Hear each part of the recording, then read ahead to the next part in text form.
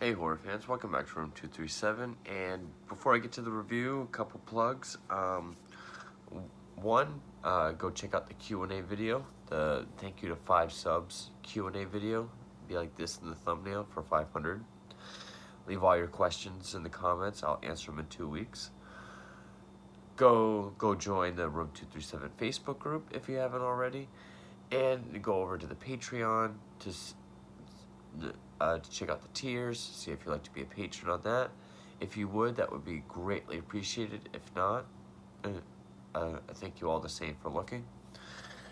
But today's review is going to be another Bela Lugosi film. Bela Lugosi is one of my all-time favorite horror icons, up there with Karloff and Price. Why I didn't do these back when I did Universal Monsters and Karloff, I have no idea. But now we're getting into a film of his that I think is laughed at a lot. Not his most laughed at, but 1943's The Ape-Man, which this was the film that was made by Monogram Pictures. Pictures. Right after,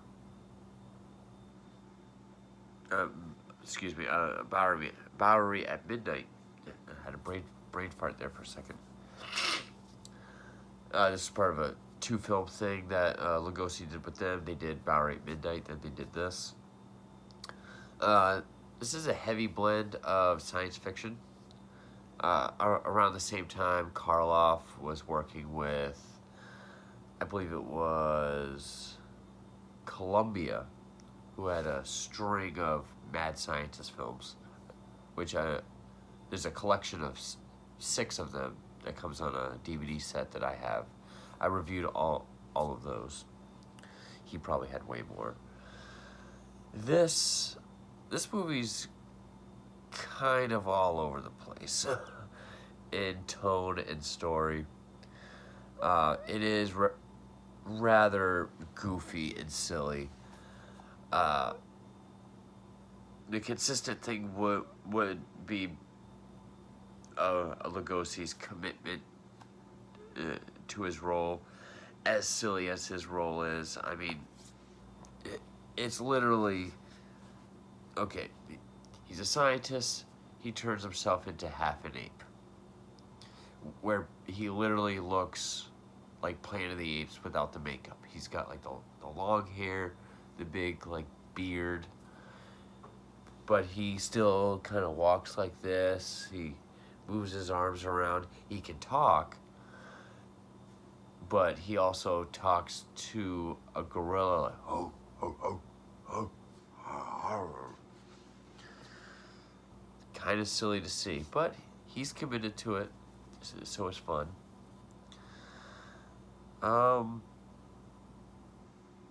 It was originally known as The Gorilla Strikes. It was filmed in 15 days. The female lead, Louise Curry, replaced Amelita Ward, which that name sounds familiar. I don't think she was in anything I've seen. No.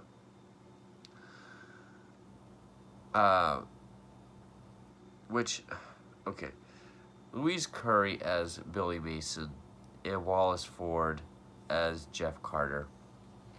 Okay, Jeff Carter plays a reporter. She plays a photographer. And it made me think of Batman '89 because Wallace Ford's performance, one, he's the joke-cracking reporter. He's the comedy relief. And he does such like a Robert Wool Knox from Batman type of performance. Like the way he talks, his jokes, his timing. He reminded me of Robert Wool so bad. And then of course the relationship with Louise Curry, who just has this like, come to think of it, no, wow. kind of dumb performance. Then you have Henry Hall as Dr. George Randall, an associate of Lugosi's. Minerva Uricol. I don't think I've ever seen her before. She plays Agatha Brewster. She is Bela Lugosi's sister, who is a ghost hunter slash recorder. She records hauntings. That's a phenomenon to her, but her brother turned into an ape. She acts totally normal. Okay, she looks very familiar. Died in 1966. But she was already old at that point.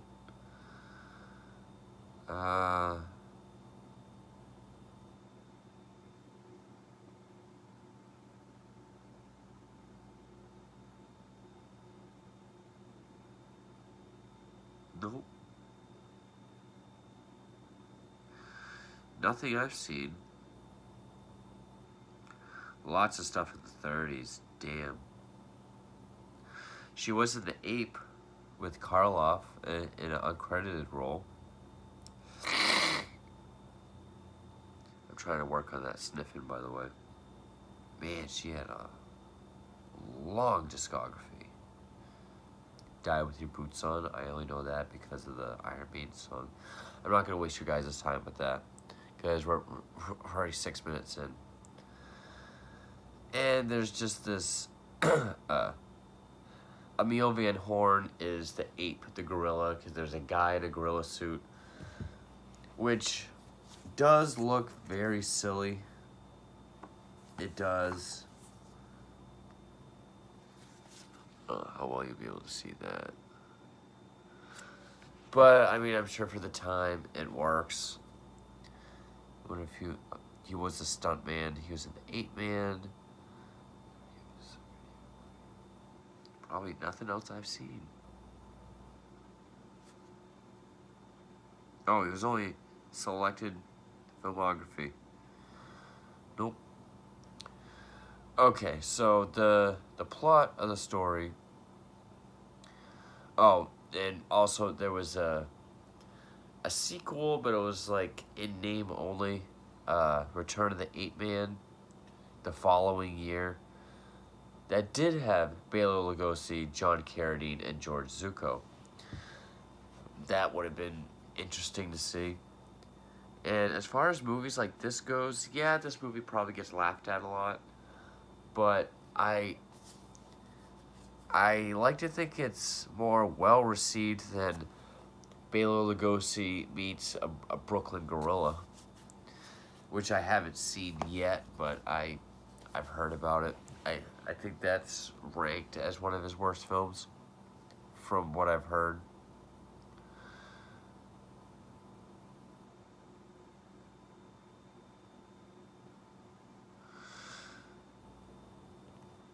I guess there is some sort of commentary in here. I didn't really catch it, but, I mean, the story is kind of all over the place, because Bela Lugosi plays James Brewster.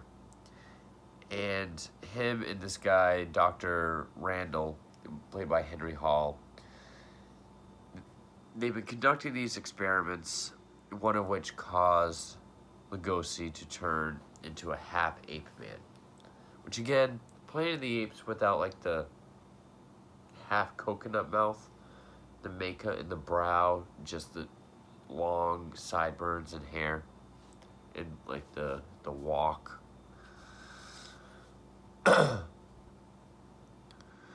And the only way to revert him back is human spinal fluid, but the spinal fluid has to be from a living person.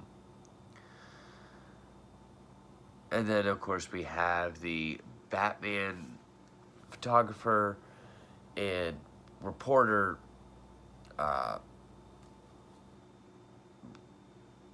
subplot and relationship. And while except in Batman, the roles of the photographer and reporter flipped. But the guy does remind me of Robert Wool so bad.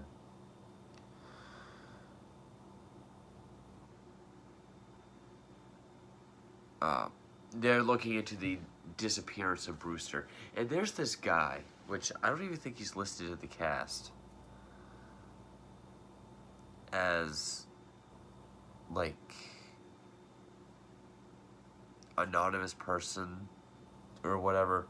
But there's this random guy that will come up and talk to characters, and he has nothing to do with the movie at all.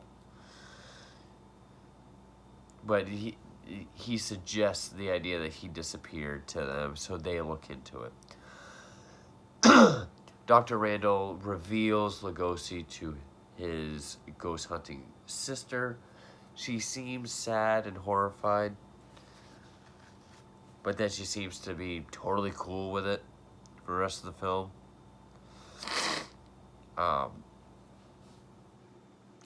just going to call the two of them Batman. Batman, well, no, I can't say that because that's going to sound stupid. Wool and Vale, because Robert Wool and then Kim Basinger as Vicky Vale. Knox and Vale. Knox and Vale go to interview his sister. She plays her ghost hunting records. They probably just think she's crazy.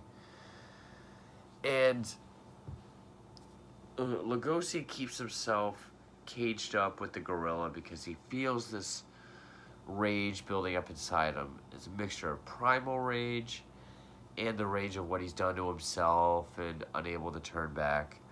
And he feels he's going to hurt someone. After violently strangling his butler to death, him and the gorilla sort of go on a killing spree. They just go around, whether it's strangling or beating. They kill several people. And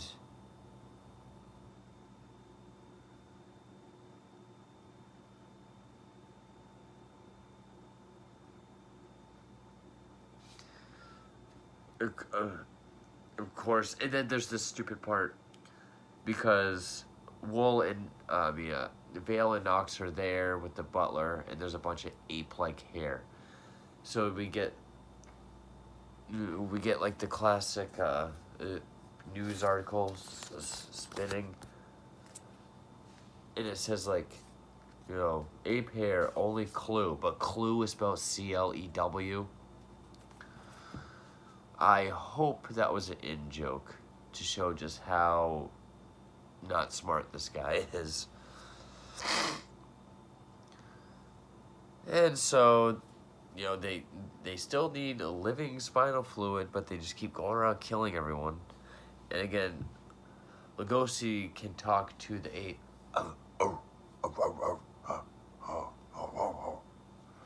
There's even a part where he's inside a house. He's like through a window, and the ape's out in the bushes. Again, it looks silly, but you really got to give it to Lugosi. I mean, his life in Hollywood wasn't ideal. He wasn't a Hungarian Jaden Smith. Like he wasn't sitting pretty. Maybe one of the editorials I'll do, because that's something else I want to do. I want to do like editorial topics, sort of like how the a nostalgia critic does, like topics for a video. I wanted to do one on the alleged feud between him and Karloff, but I can do one about his life, because by this time he was struggling to find work and maintain work, especially where he was typecast in horror, and horror was going through a complete change because of World War II and monsters. So he was really taking what he could get. So, I mean, he does have his monologue about feeling the rage build up and trying to fight it with all his will. You could tell he's trying. You can definitely see the passion there. You know, he's definitely not half-assing it. So I can commend him for that. And the nameless character shows up, or if he does have a name, I missed it. uh, Knox and Vale tell the sister they're not going to help her anymore and just get the cops involved. Lugosi even strangles his sister at one point. Uh,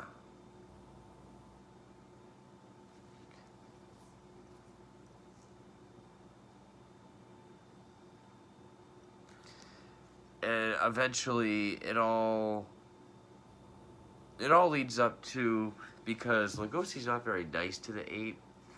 He sort of treats him like any kind of duo in the 40s in film or cartoons, where you have like the smart dominant one and then like the dumb lumbering one. It gets yelled at and beaten. Finally snaps and beats Lugosi to death by breaking his back. And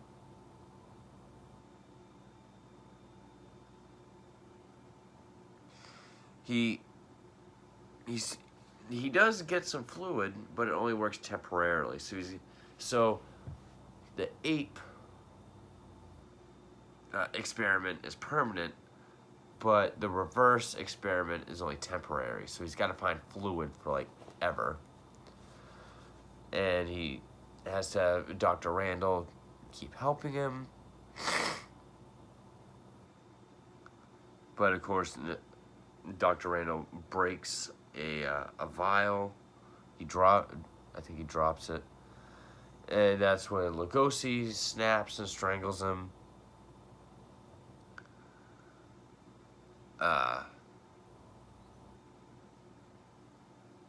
Where was I? I'm reading this just because I don't know why. Because now I'm just throwing myself off.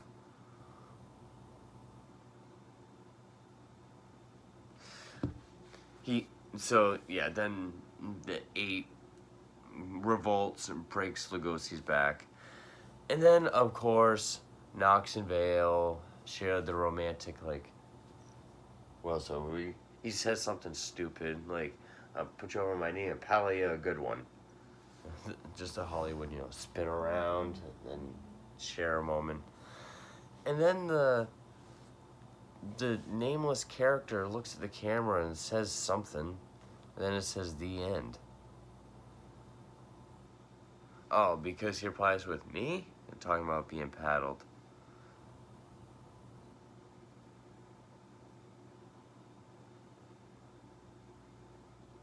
Oh. No, he asked the guy who he is, and he's like, me? Yeah. I'm the author of the story. Screwy idea, isn't it? And then the end rolls up. And so, it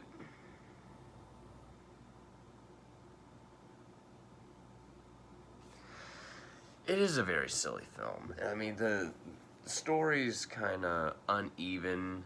The tone, yeah, I would say it's pretty even between sci-fi and horror, maybe more so sci-fi. It has its comedy. Whatever satire is supposed to be in there, I don't know.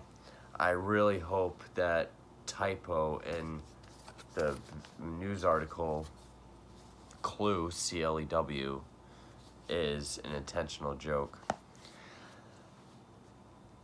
I mean, if someone calls this a Lugosi low point or one of them, I can understand it. But, knowing what he went through in Hollywood, struggling for work, the performance he does give, he is committed, he is trying, he's still doing the work. I commend him for that. It's always great to see him, regardless of what he's in. It's hard to dislike it because it still is fun. It's like this were-ape. Lugosi is like this were-ape, where he looks like Planet of the Apes. He has to walk around like that, and grunt sometimes, get in fights with an ape and strangle people. And not what you would usually associate with Bela Lugosi, but he makes it work. and I still found it entertaining. But yeah, so that is Bela Lugosi's The Ape-Man. So again, go leave your questions in the comments on the Q&A video. Go join the Facebook group if you haven't already, and go check out my Patreon. See if you want to be a patron. Check out the tiers on that. And thank you for watching.